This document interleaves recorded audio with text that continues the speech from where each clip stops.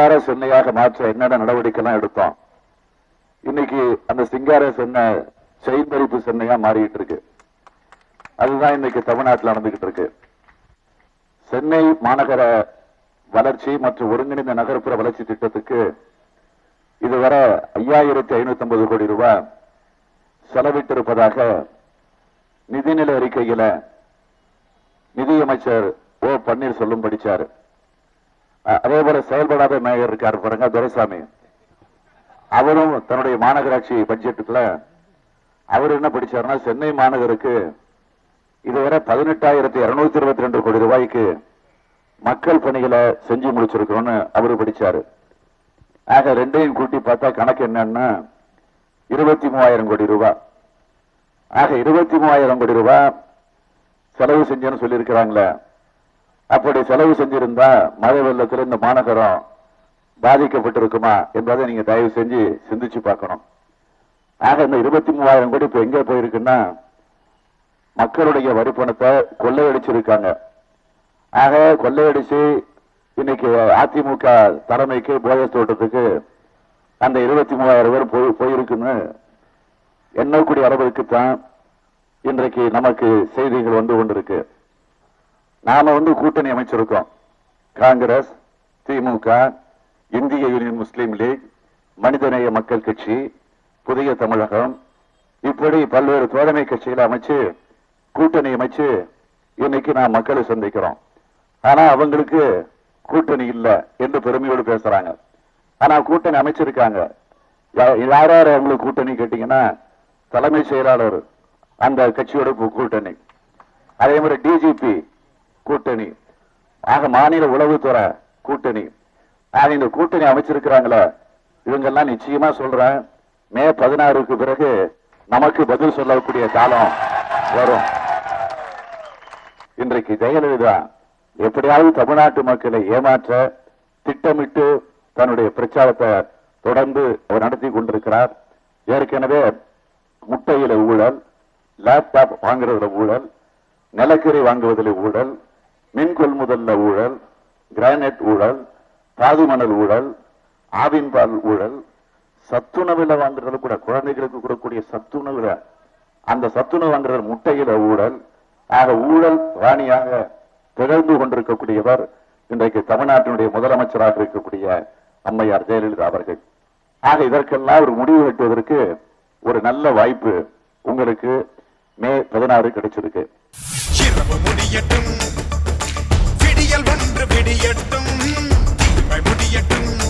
நல்ல நன்மை நாளை விடியட்டும், கவலை முடியட்டும், மக்கள் நிலைமை விடியட்டும், நம் வாழ்வு செழிக்கவே நாளை உதய சூரியன் விடியட்டும். நாட்டில் சில பேர் இருக்கிறாங்க, அதுவும் முதலமைச்சராக இருக்கக்கூடிய அம்மையார் ஜெயலலிதா அவர்கள் தேர்தல் நேரத்தில் மட்டும்தான் வருவார். தேர்தல் நேரத்தில் மாத்திரம் பொய் மூட்டைகளை அழுத்து விட்டுட்டு போயிடுவாங்க. ஒரு பழைய பாடல் ஒண்ணு மறந்திருக்க மாட்டீங்க நீங்க எல்லாம். எத்தனை கால் லந்தன் ஏமாற்றுவார் இந்த நாட்டிலே, சத்தியம் தவறாக உத்தமை போலவே நடிக்கிறார், சமயம் பார்த்து பல வகையிலும் கொள்ளை அடிக்கிறார். ஆக பொய்களை சொல்லி அதே நேரத்தில் ஆட்சியை பயன்படுத்தி கொள்ளையடிக்கக்கூடிய ஒரு கூடாரத்தினுடைய தலைவராக, ஒரு தலைவியாக விளங்கிக் கொண்டிருக்கக்கூடியவர் தான் அம்மையார் ஜெயலலிதா அவர்கள் என்பது உங்களுக்கு நன்றாக தெரியும். ஆகவே தொகுதிக்கே வராத ஒரு சட்டமன்ற உறுப்பினர். அதே போலதான் மழை வெள்ளத்துல இந்த தொகுதி மக்களாகிய நீங்கள் தவிச்சப்போ வந்தாரு, வேன்லயே வந்தாங்க. சரி வராங்கடா அப்படின்னு மக்களும் குறைகளை சொல்லலாம் எதிர்பார்த்து காத்திருந்தாங்க. ஆனா வந்தவங்க அப்படியே வேன்லயே உட்கார்ந்துக்கிட்டு, அந்த ஏசி ஓடுது உள்ள. அதுக்கு பிறகு காரு கண்ணாடி கதவே திறந்து ஒரு பேருக்கு 2 பேரையாவது கூப்பிட்டு போட்டோக்காக போஸ்ட் கொடுத்துருக்கலாம். 2 பேரை கூப்பிட்டு, அதுவும் இல்ல, உட்கார்ந்த நிலையிலே கண்ணாடியை கூட இறக்காம மைக்க கையில பிடிச்சுக்கிட்டு, அங்க வாக்காளர் பெருமக்களே ஆக இதுல இருந்து என்ன தெரியுது? ஆகவே இப்படிப்பட்ட நிலையில தான் முதலமைச்சர் இருக்கிறாரு தவிர வேற இல்ல. ஆனா என்ன ஆச்சு? ஜெயலலிதா வந்து இதே ஆர்கே நகர் தொகுதியில வந்து இது இயற்கையா வந்துருச்சு, ஆக எதிர்பாராத அளவுக்கு வந்துருச்சுன்னு சொல்றாங்க. அப்பட்டமான பொய். அதுவும் இப்ப மழை எல்லாம் பெஞ்சு முடிஞ்சு ஒரு நல்ல நிலைக்கு வந்து 15 நாளைக்கு பிறகுதான் வந்து பார்த்தாங்க. ஆனா என்ன ஆச்சு? செம்பரம்பாக்கம் ஏரிய முறையா திறந்து விடாத காரணத்தினாலதான், அல்லது முன்னெச்சரிக்கை அறிவிப்பு வெளியிட்டு அதற்கு பிறகு படிப்படியா அது திறந்து விட்டு இருந்தா இந்த ஆபத்து, இந்த வெள்ளம் சென்னைக்கு வர வாய்ப்பே இருந்திருக்காது. ஆக இந்த நிலையில தான் இந்த நிலை ஏற்பட்டு போச்சு. ஆக இது இயற்கை பேரிடர் அல்ல, இது ஜெயலலிதாவால் உருவாக்கப்பட்ட செயற்கை பேரிடர் என்பதை நான் அழுத்தம் திருத்தமான சொல்றேன். சென்னையை பொறுத்த வரைக்கும் நான் சொல்ல விரும்புறேன். நான் இந்த சென்னை மாநகரத்துல 2 முறை மேயராக இருந்தேன். 2 முறை மேயராக இருந்தப்போ போக்குவரத்து நெரிசலை குறைக்க வேண்டும் என்பதற்காக 10 மேம்பாலங்களை கட்ட வேண்டும் என்று முடிவெடுத்து ஒரே ஆண்டில கட்டி முடிச்சங்கிற அந்த திமிரோட வந்து நிக்கிறோம் உங்க இடத்துல. இந்த தொகுதியில தான் அதிமுகவுடைய மேயரா இருக்கக்கூடிய துரைசாமி வந்தப்போ, மழை வெள்ளம் வந்தப்போ நல்ல வரவேற்பு கொடுத்து அனுப்பிச்சிங்க இந்த தொகுதியில. அதெல்லாம் பத்திரிகையில தொலைக்காட்சியெல்லாம் வந்துச்சு. அவங்களும் மட்டும் இல்ல, நத்தம் விஸ்வநாதனுக்கு அந்த வரவேற்பு தான் கிடைச்சது, கோகுல இந்திராவுக்கும் அந்த வரவேற்பு தான் கிடைச்சது. இப்ப வாக்கு கேட்க போயிட்டு இருக்கிறாங்க டெய்லி டிவியில பத்திரிகைலாம் செய்தி. இன்னைக்கு அமைச்சர்கள், ஆளுங்கட்சி எம்எல்ஏக்கள், எம்பிக்கள் துணிச்சலா எங்கேயும் வாக்கு கேட்க பாருங்க. இன்னைக்கு துணிச்சலா வந்து உங்க இடத்துல வாக்கு கேட்க வந்திருக்கிறோம். ஆக அதே மாதிரிதான் மதுரை வாயில் பறக்கும் சாலை திட்டம், அந்த திட்டத்தை முடக்கி வச்சிருக்கிறாங்க. இந்த தொகுதிக்கு வர வேண்டிய மெட்ரோ ரயில் திட்டம், ஏற்கனவே திமுக ஆட்சியில தான் மெட்ரோ ரயில் திட்டம் கொண்டு வரப்பட்டுச்சு. நான் தான் ஜப்பான் நாட்டுக்கு போய் கலைஞருடைய அனுமதியோடு ஜப்பான் நாட்டுக்கு போய் வங்கியினுடைய நிதியுதவி பெற்று அதற்கு பிறகு அந்த பணி தொடங்கி ஒரு 75-80% பணியை முடிச்ச நேரத்துலதான் தேர்தல் வந்துச்சு, ஆட்சி மாற்றம் உருவாயிடுச்சு. வந்த உடனே 2-3 மாதத்திற்குள்ளாக அந்த பணியை அவங்க செஞ்சு முடிச்சிருக்கணும். ஆனா கிடப்பில போட்டாங்க. ஏன்னா திமுகவுக்கு பேர் வந்துடும், கலைஞருக்கு சிறப்பு வந்துடும் என்று கிடப்பில போட்டாங்க. 2 மாசம் முன்னாடி முடிச்சிருந்தாங்கன்னா அவங்க என்ன செஞ்சிருக்கணும்? உடனே அடுத்த திட்டம், இது திருவொற்றியூர் வழி கொண்டு போகக்கூடிய ஒரு அருமையான திட்டம். ஆனால் அந்த திட்டத்தை அப்படியே கிடப்பில போட்டு அதற்கு பிறகு ஒரு வழி இல்லாம ஒரு கட்டத்தை திறந்து வச்சாங்க. இன்னும் மிச்சம் பணிகள் மந்தமாக நடந்து கொண்டிருக்கிறது என்பது உங்களுக்கு நன்றாக தெரியும். ஆகவேதான் நான் உங்களை எல்லாம் சந்திச்சு உங்களிடத்துல ஆதரவு கேட்க வந்திருக்கிறேன். ஆதரவு கேட்க வந்திருக்கிறேன் என்று சொன்னால் தமிழ்நாட்டில் ஒரு நல்ல ஆட்சி மாற்றம் உருவாகணும். ஆட்சி மாற்றம் உருவாகுவது மட்டுமல்ல, தலைவர் கலைஞர் தலைமையில் அமையக்கூடிய ஆட்சியாக அது அமையணும். அப்படி அமைய வேண்டும் என்று சொன்னால் இந்த ஆர்கே நகர் தொகுதியில நம்முடைய கழகத்தினுடைய வேட்பாளராக போட்டியிடக்கூடிய திராவிட முன்னேற்ற கழகத்தினுடைய வேட்பாளர் தான் இதோ உங்களிடத்தில் இருகரங்குப்பி நின்று வாக்குகளை கேட்கக்கூடிய சிம்லா முத்துசோழன். உதயசூரியன் சின்னத்தில் ஆதரவு தந்து மாபெரும் வெற்றியை தேடித்தர வேண்டும் என்று நான் கேட்டுக் கொடுக்கிறேன். உதயசூரியனுக்கு ஓட்ட போட்டு சிம்லா முத்துசோழனை வெற்றி பெற வைப்பீங்களா? உதயசூரியனுக்கு ஓட்டு போடுவீங்களா? நிச்சயமா, உறுதியா?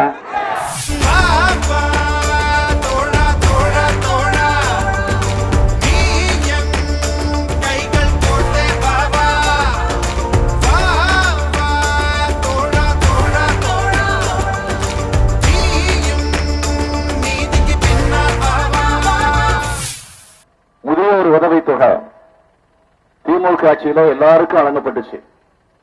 ஆனா ஜெயலலிதா ஆட்சிக்கு வந்ததற்கு பிறகு அது முழுமையாக நிறுத்தி அதுக்கு பிறகு அதிமுக காரங்களா 10 தேர்ந்தெடுத்து கொடுத்துக்கிட்டு இருக்கிறாங்க.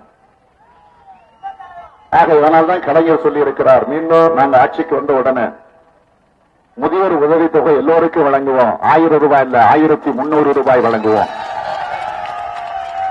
5000 கோடி ரூபாயில முதல் கட்டமாக வெள்ள தடுப்பு நடவடிக்கைகளுக்கு ஒரு சிறப்பு திட்டத்தை நான் உருவாக்கப் போகிறேன் என்று அறிவித்திருக்கிறார். அதேபோல மழை நேரத்தில் செம்பரம்பாக்கம் போன்ற ஏரிகளிலிருந்து திறந்துவிடப்படக்கூடிய தண்ணீரின் அளவை கட்டுப்படுத்தி அதை கண்காணித்திட 24 மணி நேரமும் செயல்படக்கூடிய மழைக்கால சிறப்பு கட்டுப்பாடு மையங்கள் அமைக்கப்படும். என்று அறிவித்திருக்கிறார். மீனவர்களுக்கு 5 லட்சம் வீடுகள் வழங்கப்படும் என்று அந்த அறிவிப்பும் வெளியிடப்பட்டிருக்கு. தேசிய மீனவர் நல ஆணையம் அமைக்க வலியுறுத்துவோம். மீனவர் சமுதாயத்தை பழங்குடியினர் பட்டியலில் சேர்க்க எல்லா முயற்சிகளும் எடுப்போம். மீன்பிடி தடைக்கால நிவாரணம் 5000 ரூபாய் என்பது மழை வெள்ள நிவாரணமாக வழங்கப்படும் என்று மீனவர் சமுதாயத்தை சார்ந்த மக்களுக்காக அவர் இப்படி 1-2 அல்ல 501 உறுதிமொழிகளை திமுகவுடைய தேர்தல் அறிக்கையில் வழங்கியிருக்கிறார்கள். ஆகவே இதெல்லாம் நிறைவேற்ற திராவிட முன்னேற்ற கழகத்தினுடைய ஆட்சி தமிழகத்தில் உருவாகணும். அப்படி உருவாகுவதற்கு இந்த திருவொற்றியூர் சட்டமன்ற தொகுதியில போட்டியிடக்கூடிய நம்முடைய வேட்பாளர் KPP சாமி அவர்கள், அவருக்கு நீங்கெல்லாம் உதயசூரிய சின்னத்தில் ஆதரவு தரணும்.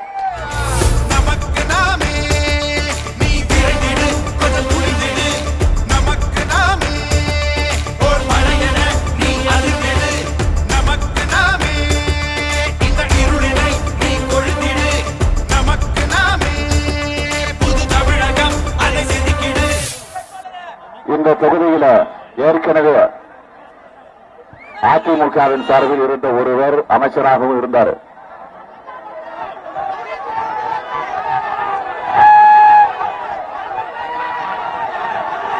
பால்ல தண்ணி கலந்து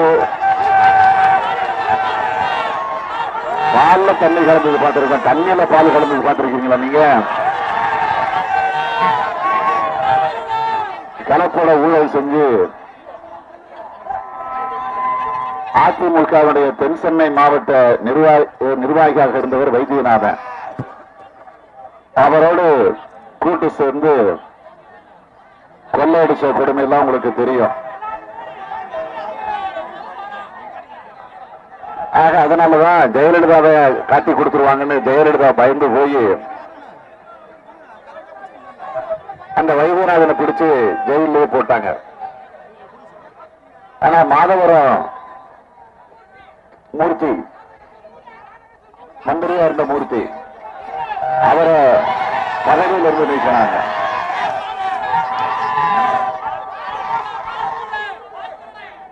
அவரை பதவியிலிருந்து நீக்கிட்டதுனால அவர் மேல இருக்கக்கூடிய கிரிமினல் வழக்கு போயிடுமா? அதனால 16ஆம் தேதிக்கு பிறகு நாம வெற்றி பெற்று ஆட்சிக்கு வரோம். அந்த கிரிமினல் கேஸை எடுத்து நடவடிக்கை எடுப்போம்.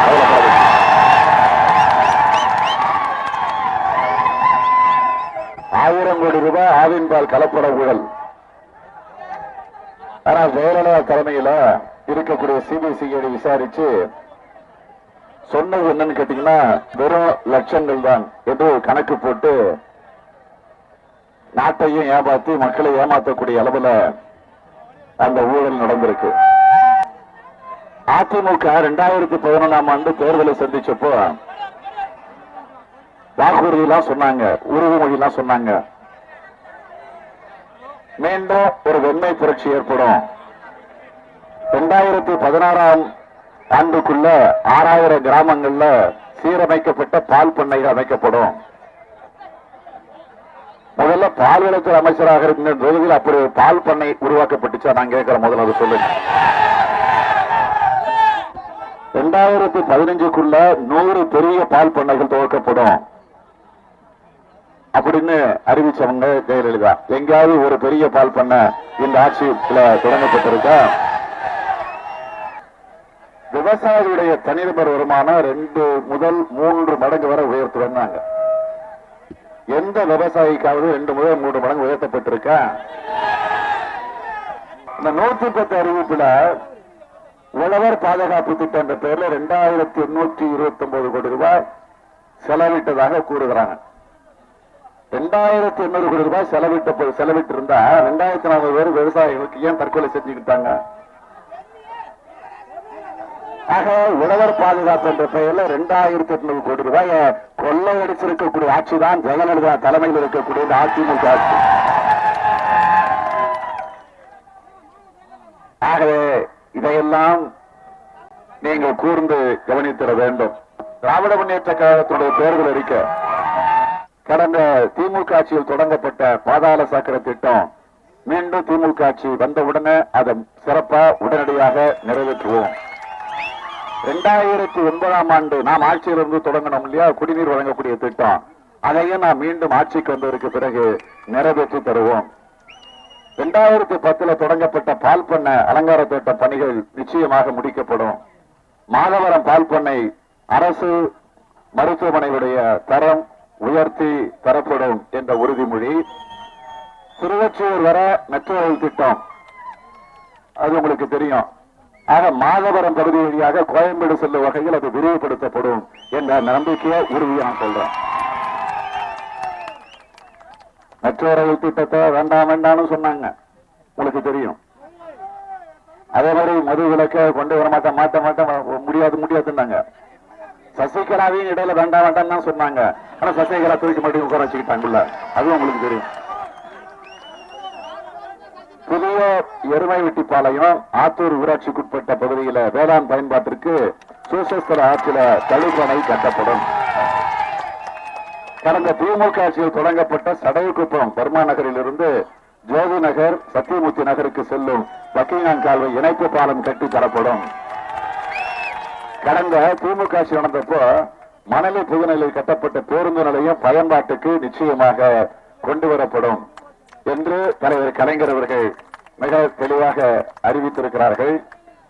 அப்படி அறிவித்திருக்கக்கூடிய அந்த திட்டங்களை எல்லாம் நிறைவேற்ற வேண்டும் என்று சொன்னால் நீங்கள் எல்லாம் வர 16ஆம் தேதி நடக்கிற தேர்தலில் நல்ல வகையில் பயன்படுத்தணும்.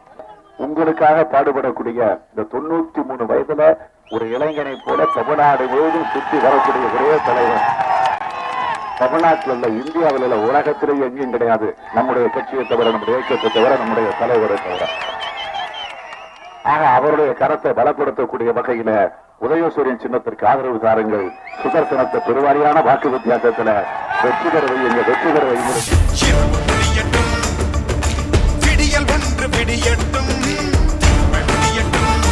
நல்ல நன்மை நாளை விடியட்டும், மக்கள் நிலைமை விடியட்டும், நம் வாழ்வு செழிக்கவே நாளை உதய சூரியன் விடியட்டும்.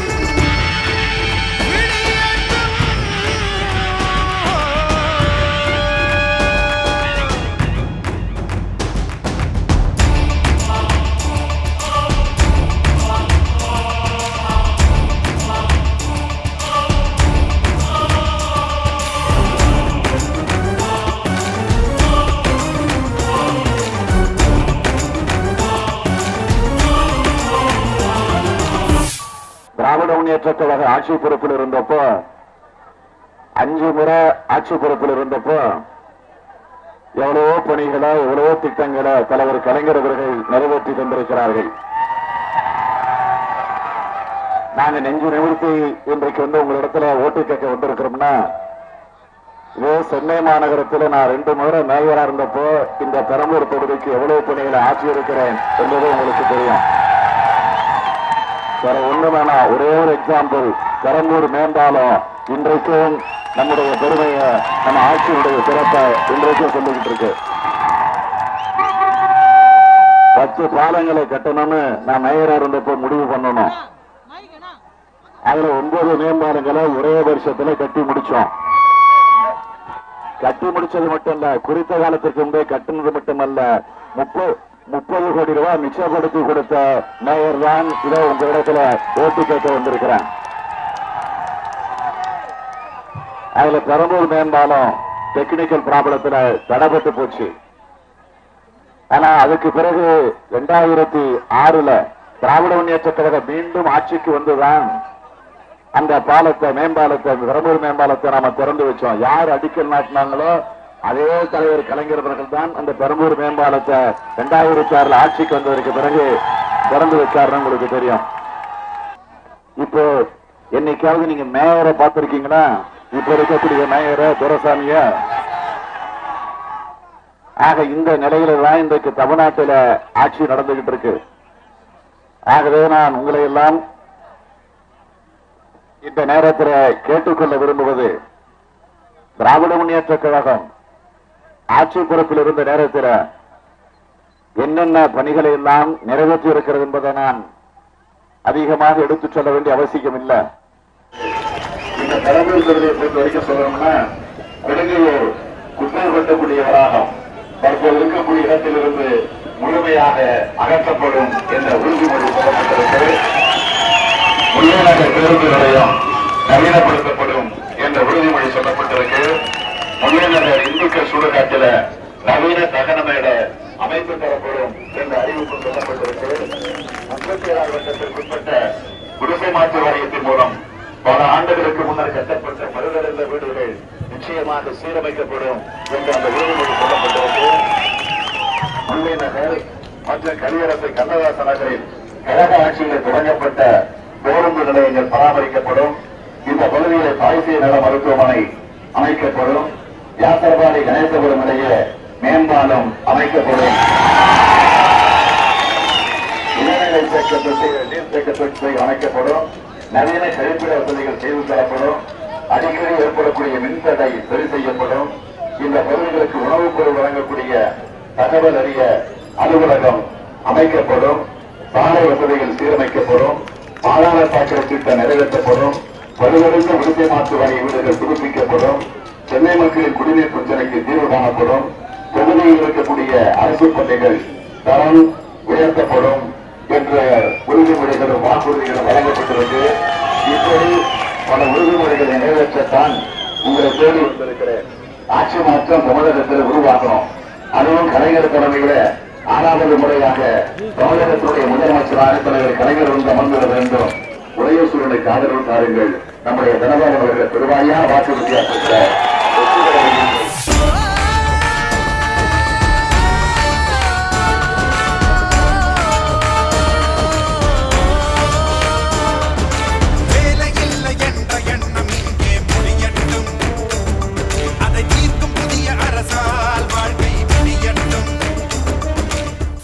இன்னைக்கு நம்ம எதிர்த்து ஒரு வேட்பாளர் நிற்கிறாரு. யாருன்னு உங்களுக்கு தெரியும். அவங்க வேலை என்னன்னா சட்டமன்றத்தில் டேபிளை தட்டுறதுதான் வேலை.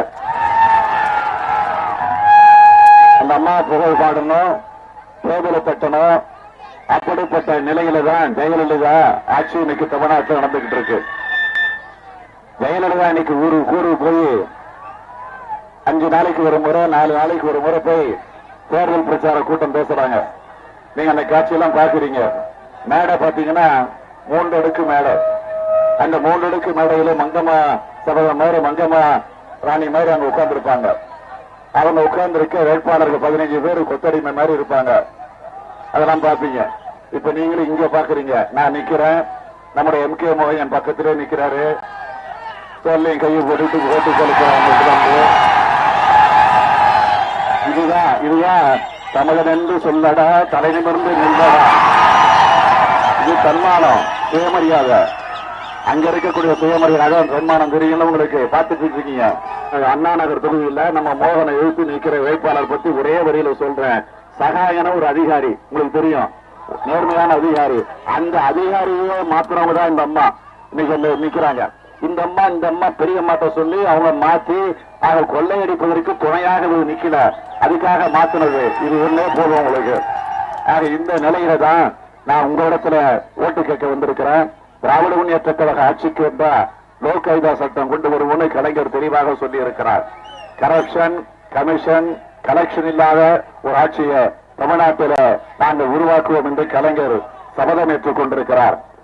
எல்லா கட்சியும் செய்ய முடியாத ஒரு பெரிய சிறப்பு என்னன்னு கேட்டீங்கன்னா, தொகுதி அளவில் நாங்க ஆட்சிக்கு வந்தா என்னென்ன செய்ய போறோம்னு சொன்ன ஒரே கட்சி திமுக, ஒரே தலைவர் நம்முடைய தலைவர் கலைஞர் அவர்கள். இது அண்ணா நகர் தொகுதியை பொறுத்த வரைக்கும் சொல்லி இருக்கிறார் தலைவர் கலைஞர். அண்ணா நகர் அரசு பொது மருத்துவமனை தரம் உயர்த்தப்பட்டு பல்நோக்கு மேல் சிகிச்சை மருத்துவமனை தரம் உயர்த்தப்படும் என்ற அறிவிப்பை தலைவர் கலைஞர் வெளியிட்டிருக்கிறார். அரசு மகளிர் கலைக்கல்லூரி மற்றும் உடல் ஊனமுற்றோர் மனநலம் குற்றர்களுக்கான சிறப்பு பள்ளி நிறுவப்படும். அனைத்து வட்டங்களிலும் சமுதாய நல கூடங்கள், இளைஞர் தொழில் பயிற்சி மையங்கள் நிறுவப்படும் என்று அறிவித்திருக்கிறார். மெட்ரோ ரயில் பணிகள் விரைந்து முடிக்கப்படும். அண்ணா வளைவு மேம்பால பணிகள் விரைந்து முடிக்கப்பட்டு போக்குவரத்து நெரிசல் குறைக்கப்படும் என்றும் அறிவித்திருக்கிறார். கூவம் நதிக்கரைகள் உயர்த்தப்பட்டு நிரந்தர சுற்றுச்சுவர் எழுப்பப்படும். மழைநீர் வெள்ள நீர் வடிகால் சீரமைக்கப்படும். அமைந்த கரை மற்றும் ஆசாத் நகர் பகுதிகளில் கூவம் கால்வாய் தூர்வாரி பராமரிக்கப்படும் என்ற அறிவிப்பும் வெளியிடப்பட்டிருக்கு. ஆகவே சுகாதாரத்திற்கு முன்னுரிமை அளிக்கக்கூடிய வகையில குப்பையில்லா தொகுதியாக இந்த அண்ணா நகர் தொகுதியை உருவாக்க தலைவர் கலைஞர் உறுதி எடுத்திருக்கிறார். அதே போல டிபி சத்திரம், NSK நகர், வஉசி நகர், MMDA காலனி, விநாயகபுரம், ஆசாத் நகர், அரும்பாக்கம், நடுவங்கர ஆகிய பகுதிகளில் குடிசை மாற்று வாரிய இடங்களில் வசிப்பவர்களுக்கு கிரைய பத்திரமும் அரசு புறம்போக்கு நிலங்களில் வசிப்பவர்களுக்கு பட்டாவும் வழங்கப்படும் என்று அறிவித்திருக்கிறார்கள். பழைய குடிநீர் மற்றும் கழிவுநீர் குழாய்கள் சீரமைக்கப்படும். நியாய விலைக் கடைகளின் எண்ணிக்கை அதிகரிக்கப்படும் என்று அறிவித்திருக்கிறார். அது மட்டுமல்ல, அண்ணா நகர் தொகுதியே தனி தாலுகாவாக பிரிக்கப்பட்டு பொதுமக்கள் சேவை விரிவுபடுத்தப்படும் என்ற அந்த உறுதிமொழி வழங்கப்பட்டிருக்கு. இளைஞர் நலனை மேம்படுத்த விளையாட்டு திடல்கள், உடற்பயிற்சி கூடங்கள் அமைக்கப்படும், சிறுவர் பூங்காக்கள் அமைக்கப்படும் என்ற அறிவிப்புகள் எல்லாம் வெளியிடப்பட்டிருக்கு. ஆகவே இந்த நிலையிலே தான் நான் இந்த வாக்குறுதிகளை, இந்த உறுதிமொழிகளை சொல்லுகிறேன் என்று சொன்னால், கலைஞரை பொறுத்த வரைக்கும் சொன்னதைத்தான் செய்வார், செய்வதைத்தான் சொல்வார் என்பது உங்களுக்கு தெரியும். ஆகவே இதெல்லாம் நீங்க மனத்தில் வச்சுக்கிட்டு உதயசூரியனுக்கு ஆதரவு தரணும். நம்முடைய MK மோகன் அவர்களை பெருவாரியான வாக்கு வித்தியாசத்தில் வெற்றி பெற வைக்கணும். வெற்றி பெற வைக்கீங்களா? உதயசூரியனை போட்டு போடுவீங்களா? உறுதியா, நிச்சயமா, சத்தமா?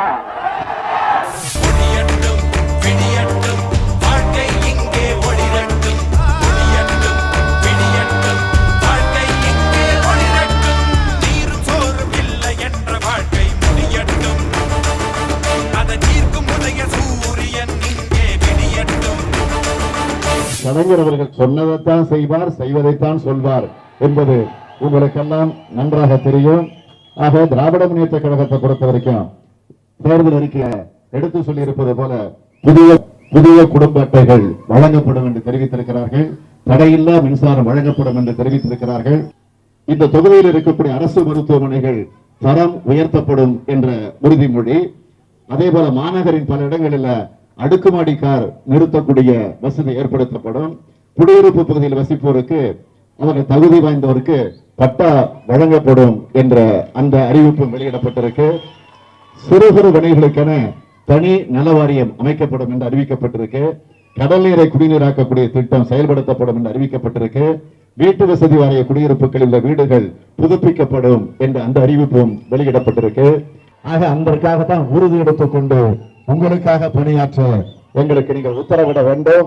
அந்த உத்தரவை நம்முடைய அன்பழகன் அவர்களுக்கு உதயசூரியன் சின்னத்தில் ஆதரவு தந்து வெற்றியை தேடித்தர வேண்டும் என்று உங்களை எல்லாம் அன்போடு கேட்டு நேரம் 10 ஆயிடுச்சு. விடைபெறுகிறேன். நன்றி, நன்றி, நன்றி.